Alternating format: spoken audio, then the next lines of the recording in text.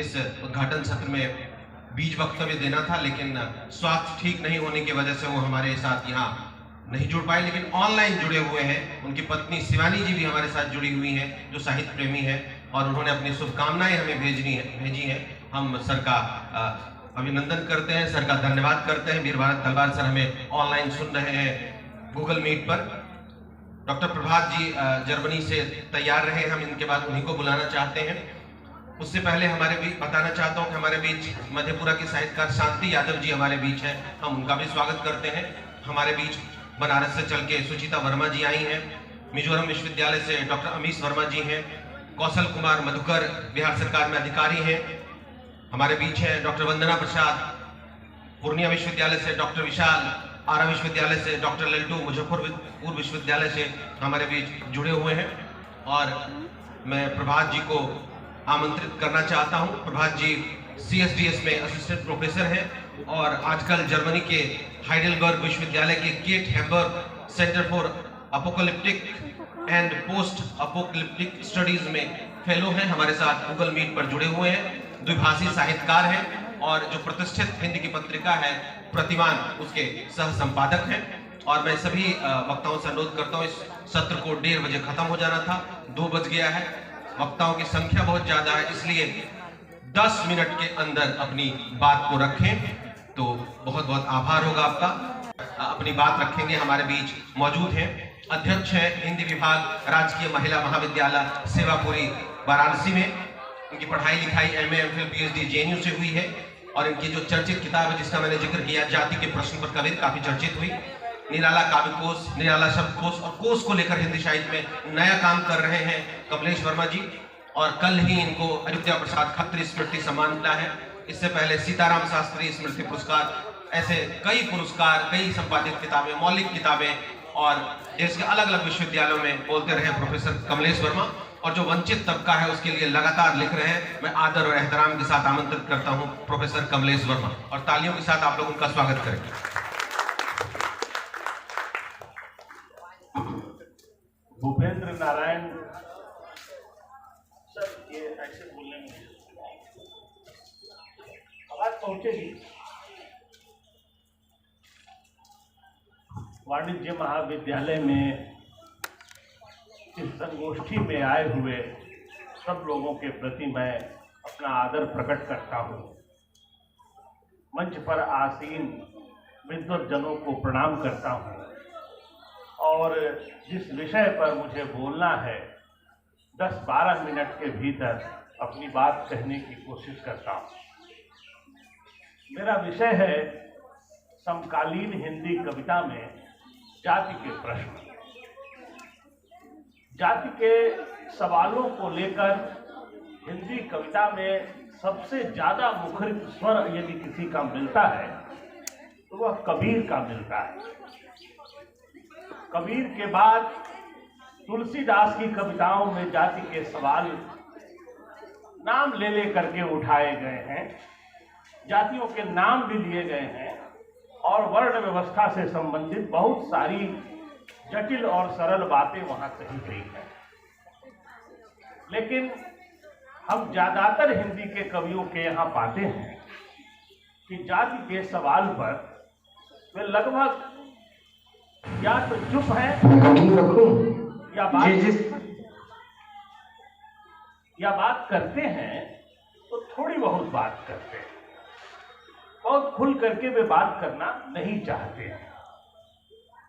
लेकिन सच्चाई यह है कि हमारा भारत का समाज, खास करके जो हिंदी भाषा भाषी समाज है, वहां पर जाति के सवाल बड़े महत्वपूर्ण हैं। हमारे जीवन का बहुत सारा हिस्सा, बहुत सारा पक्ष जाति के प्रश्नों से जुड़ा हुआ है। हमारे परिवार का ज्यादातर व्यक्ति हमारी जाति का होता है। हमारे गांव जाति के आधार पर बसे हुए होते हैं। शहरों में जो कॉलोनी बन रही है वह भी जाति के आधार पर बन रही है। हमारी राजनीतिक पार्टियां जाति के आधार पर बनी हुई हैं। हमारी अर्थव्यवस्था में भी कुछ जातियों का वर्चस्व है। हमारी शिक्षा व्यवस्था पर भी जातियों का एक हिसाब किताब आपको हमेशा दिखाई पड़ेगा। मतलब जाति का सवाल एक ऐसा सवाल है, तो ये एक ऐसा सवाल है जिससे हमारे जीवन का बहुत सारा पक्ष जुड़ा हुआ है। इस सवाल को हम लोगों ने इतना नेगेटिवली लिया है, खास करके मनन चिंतन और पढ़ाई लिखाई के क्षेत्र में। हमने साफ कहा कि यह जाति बहुत खराब चीज है, हमें इसे त्याग देना चाहिए, हमें इस पर बात नहीं करनी चाहिए। हम नहीं त्याग सकते, आज तक तो नहीं त्याग पाए, आगे क्या करेंगे पता नहीं। लेकिन एक झूठी बात बराबर फैलाई गई कि मनुष्य को केवल मनुष्य की तरह देखना चाहिए और बाकी प्रश्नों को गौण कर देना चाहिए। इसमें सदिच्छा है तब तो ठीक है, लेकिन ज्यादातर बार देखा गया कि इसमें सदिच्छा नहीं रहती है, षड्यंत्र होते हैं। और जो वर्चस्वशाली जातियां होती हैं वह अपने वर्चस्व को बनाए रखना चाहती हैं, इसीलिए वो जाति के सवाल पर खुलकर बात करना नहीं चाहती। मैं अपने विषय पर आता हूं कि जाति के सवाल बड़े महत्वपूर्ण सवाल हैं और एक जो विमर्श उठा, दलित विमर्श, उसने जाति के तीखापन को, जाति के सवाल के तीखेपन को बहुत शिद्दत के साथ उठाया उसने। लेकिन उसकी सीमा यह थी कि उसकी चिंता के केंद्र में दलित जातियां थी और जातियों को जमात बनाकर दलित विमर्श ने बात करने की कोशिश की। उसकी अपनी सफलताएं हैं। इसी तरह से दलित स्त्रियों ने भी अपनी बात की, तो उन्होंने भी कैटेगरी के भीतर कैटेगरी की बात करते हुए अपनी बात रखी।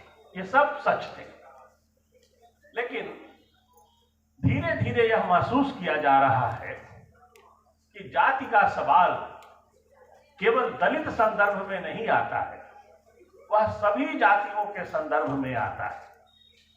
हिंदी साहित्य का जो सामाजिक मन है उसमें आप देखेंगे कि ज्यादातर जहां जाति के सवाल नहीं उठाए गए हैं वहां वर्चस्वशाली जातियों के हिसाब से पूरा का पूरा सामाजिक मन उसका बना हुआ है।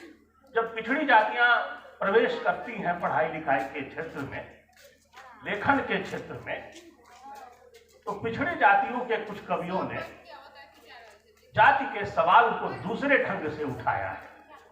उनका जो उठाने का तरीका है वह दलितों से भिन्न किस्म का है। भिन्नता यह है कि उन्होंने पिछड़ी जातियों का कोई सवाल नहीं उठाया, जाति के सवालों को उठाया। और जाति के सवाल से सब लोग पीड़ित होते हैं। हर जाति का व्यक्ति जाति के बारे में कभी न कभी यह बात कहता है कि जाति के कारण मुझे यह नुकसान हुआ है। रामधारी सिंह दिनकर ने चिट्ठी लिखी थी कि मैथिली शरण गुप्त ने जाति के कारण मेरे साथ ये भेदभाव किया। मैंने एक ऊंची जाति का व्यक्ति जो बड़ा कवि है वह भी कभी कह रहा है कि जाति के कारण मेरे साथ कोई अन्याय हुआ। आज की बहुत सारी ऐसी कविताएं हैं जिनमें ये सवाल कुछ दूसरे तरीके से उठाए जा रहे हैं। मैं सबसे पहले 2023 में छपी हुई किताबों के आधार पर अपनी बात कहना चाहता हूं।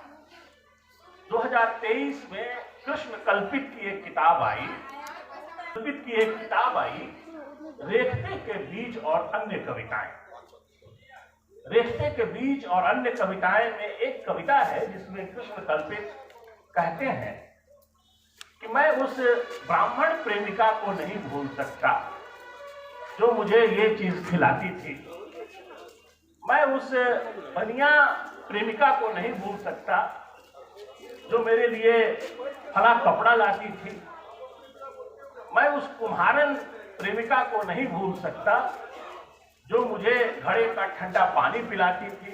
इस तरह से उन्होंने 8-10 जातियों की प्रेमिकाओं की चर्चा की है। कृष्ण कल्पित कहना चाहते हैं कि प्रेम का अधिकार मनुष्य का अधिकार है, वह किसी जाति का अधिकार नहीं है। सबको अधिकार है कि वह प्रेम कर सके। कवि की भाषा जरा दूसरे ढंग की होती है, हमें उसकी भाषा तक पहुंचना होता है।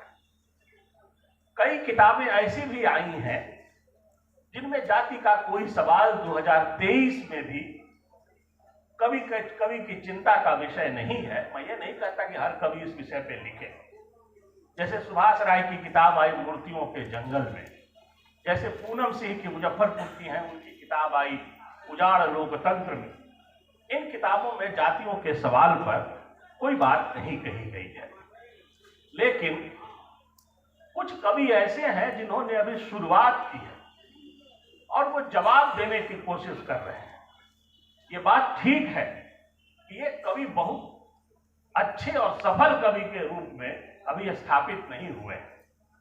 विजय देव नारायण शाही ने लिखा है जायसी नाम की किताब में कि हिंदी के पहले व्यवस्थित कवि जायसी हैं। कबीर कोशिश कर रहे थे। रामचंद्र शुक्ल ने भी कबीर की परंपरा के जो पहले के कवि हैं उनके साहित्य को ठीक से साहित्य मानने में अपनी असहमति रखी है। मतलब अगर लड़खड़ाती हुई भाषा में कोई अपना दर्द रख रहा है, हो सकता है काव्य के तत्व उसके पास उतने ऊंचे न हो, फिर भी एक पृष्ठभूमि तैयार होती है जिसके आगे अच्छे काव्य की संभावना बनती है। जैसे एक कवि है, मैं सब 2023 की किताब की बात कर रहा हूं, संतोष पटेल नाम के एक कवि हैं। जारी है लड़ाई नाम की उनकी एक छोटी सी किताब है और इस लड़ाई शब्द को उन्होंने जाति के नए ढंग के संघर्ष के रूप में उसे रखा है। बिहार में जैसे जातीय संघर्ष बहुत सारे हुए थे जहां खूनी लड़ाई हो रही थी, उस तरह के संघर्ष की बात नहीं। हमारे आपके बीच में जो पढ़ा लिखा समाज है, विश्वविद्यालयों में है, शहरों में है, उनके भीतर भीतर जाति का संघर्ष पावर को प्राप्त करने के लिए, पद प्राप्त करने के लिए किस तरह से निरंतर चलता रहता है, मधेपुरा से लेकर दिल्ली तक चलता रहता है, इन सब की शिनाख्त इन कवियों ने अपनी छोटी छोटी कविताओं में की है। संतोष पटेल ने भी ऐसी शिनाख्त की है। मैं आपके सामने राकेश कबीर की एक कविता रखना चाहता हूं। राकेश कबीर कुशीनगर के रहने वाले हैं और इन्होंने पब्लिक सर्विस कमीशन से प्रशासनिक नौकरी पाई। एक कविता है उनकी, अपना हिस्सा। इसमें किसी की जाति का नाम नहीं लिया गया है, लेकिन जाति के उत्पीड़न को सहने वाला एक व्यक्ति जब कविता लिखता है तो एक स्वर ऐसा भी हो सकता है। इस कविता को सुनकर आप उसका अंदाज लगा सकते हैं। तुम्हारे रोकने की लाख कोशिशों के बावजूद हमारे नाम पहुंच ही गए हैं उन तख्तियों पर जो सजी होती हैं सरकारी दफ्तरों की दीवारों पर। तुम्हारी हर साजिश को नाकाम कर तुम्हारे एकाधिकार, बेईमानी और षड्यंत्रों की दीवार में सुराख कर दिया है हमने जीता है जनता का विश्वास अपनी लगन, मेहनत और सेवा से, और हम बन गए हैं तुम्हारी बेचैनी का कारण। अब ये सच्ची मेरिट वालों की फौजें तुम्हें ढकेल देंगी ईर्ष्या की गर्त में सदा के लिए, उड़ा देंगी तुम्हारे रातों की नींद, और हम बराबर का हिस्सा लेकर रहेंगे। अब अच्छा लगता है कि घरों के बाहर दरवाजों पर और ऑफिसों के अंदर नेम प्लेट पर हमारा नाम अब लिखा होता है स्वाभिमान से चमकता तुम्हारे जन्म और मृत्यु के कागजात पर। हमारे नाम की मुहर लगती है तुम्हारे वजूद को पुख्ता करने के लिए। अब हमें भी मौका मिला है तुम्हारे भाग्य का हिसाब किताब करने का। अब हम लिखेंगे तुम्हारी कुंडली और तुम्हारा सरकारी राशिफल भी, दिलाएंगे पीड़ित मानवता को न्याय तुम्हारे सदियों के अन्याय से। एक खामोश होकर बात कहने की कोशिश की है राकेश कबीर ने। एक कविता और बस मैं सुनाना चाहता हूं, पंकज चौधरी का एक संग्रह आया है, मैं दिखाना भी चाहूंगा, किस किस से लड़ोगे। ये 2023 की ही किताब है। ये पूरी किताब हिंदी की यह पहली किताब है कविता की, जिसकी हर कविता का संबंध जाति के सवाल से जुड़ता है। इस व्यक्ति ने, इस कवि ने जीवन भर साधना की है, यही खगड़िया के रहने वाले हैं। इन्होंने साधना की है कि हम जाति के सवाल को अलग अलग मोर्चे पर, जहां जहां ये दुख दर्द है, उसे हम उठाने की कोशिश करेंगे। आप देखिए कि जाति के सवाल को कितना विस्तार दिया है इन्होंने। कविता का शीर्षक है हेडलेस पोएट्री। एक श्रोत्रिय ब्राह्मण ने कहा कि हम श्रोत्रिय जो होते हैं वो ब्राह्मणों में सर्वश्रेष्ठ होते हैं और बाकी ब्राह्मण शुद्ध। एक वत्स भूमिहार ने कहा कि हम वत्स जो होते हैं वो भूमिहारों में सर्वश्रेष्ठ होते हैं और बाकी भूमिहार अधम। एक चौहान राजपूत ने कहा कि हम जो चौहान होते हैं वे राजपूतों में सबसे बड़े होते हैं और बाकी राजपूत नीच। एक अम्बष्ठ कायस्थ ने कहा कि हम अम्बष्ठ जो होते हैं वे कायस्थों में सर्वश्रेष्ठ होते हैं और बाकी कायस्थ निम्न।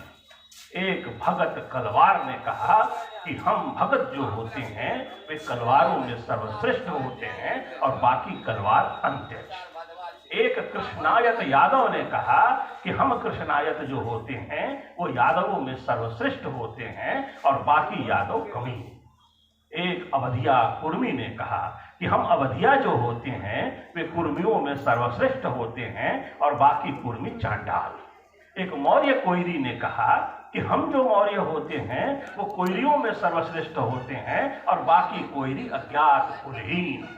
एक बलियान जाट ने कहा कि हम बलियान जो होते हैं वे जाटों में सर्वोच्च कुलोत्पन्न होते हैं और बाकी जाट शूद्रादि शुद्र। एक नागर गुर्जर ने कहा कि हम नागर जो होते हैं वो गुर्जरों में सर्वश्रेष्ठ होते हैं और बाकी गुर्जर अछूत। एक रविदासीय चमार ने कहा कि हम रविदासीय जो होते हैं वे चमारों में ब्राह्मण होते हैं और बाकी चमार अस्पृश्य। एक मधेसी पासवान ने कहा कि हम मधेसी जो होते हैं वे पासवानों में राजपूत होते हैं और बाकी पासवान पिछड़े होते हैं। एक नावरिया खटिक ने कहा कि हम नावरिया जो होते हैं वे खटिकों के राजा होते हैं और बाकी खटिक उनकी प्रजा। एक किस्कू आदिवासी ने कहा कि हम किस्कू जो होते हैं वे आदिवासियों में शेर होते हैं और बाकी आदिवासी गीदड़। जिस देश को इतनी जातियों और उपजातियों में बांट दिया गया हो और जहां पर एक ही जाति के कुछ लोग अपने को सर्वश्रेष्ठ और सबसे बड़ा बताते हों और अपने ही भाई बंधुओं को अधम और नीच, उनके लिए भारत क्या खाक सर्वश्रेष्ठ और सबसे बड़ा होगा।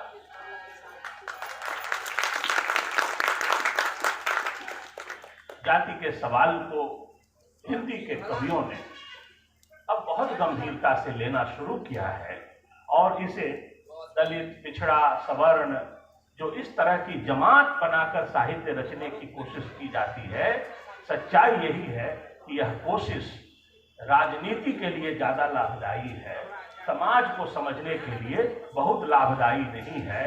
पिछड़ी जातियां राजनीतिक रूप से एक हो सकती हैं, लेकिन उसमें जो बहुत सारे भेदभाव हैं उसका आप क्या करेंगे।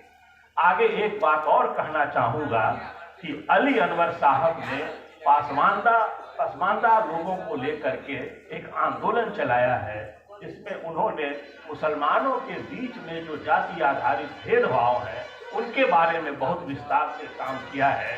उनकी एक किताब इसी साल राजकमल प्रकाशन से आई है, संपूर्ण दलित आंदोलन पसमानदा तसव्वुर से। ये उनकी किताब है जिसमें उन्होंने मुसलमानों के भीतर जो अशराफ को छोड़ करके अजलाफ और अर्जाल जातियां हैं उनकी जो पीड़ा है उसके बारे में लिखा है। उम्मीद करते हैं कि ऐसे सेमिनार से हमारे जो रचनाकार हैं वो विमर्शों को लेकर के समकालीन साहित्य में सजग और सचेत होंगे। बहुत बहुत धन्यवाद। पुरस्कार उनको नहीं दिए गए, जाति का आधारित भेदभाव किए गए, वो उन्होंने विस्तार से कविताओं के माध्यम से विस्तार से बताया। मुझे उम्मीद है कि यहाँ के श्रोता लाभान्वित हुए होंगे। और सर सत्राची पत्रिका के संपादक भी हैं, उनकी पत्नी है सुचिता वर्मा, वो भी संपादन से जुड़ी हैं और मिलकर हिंदी साहित्य में एक नया प्रयोग कर रहे हैं लगातार। बहुत बहुत धन्यवाद सर। यहाँ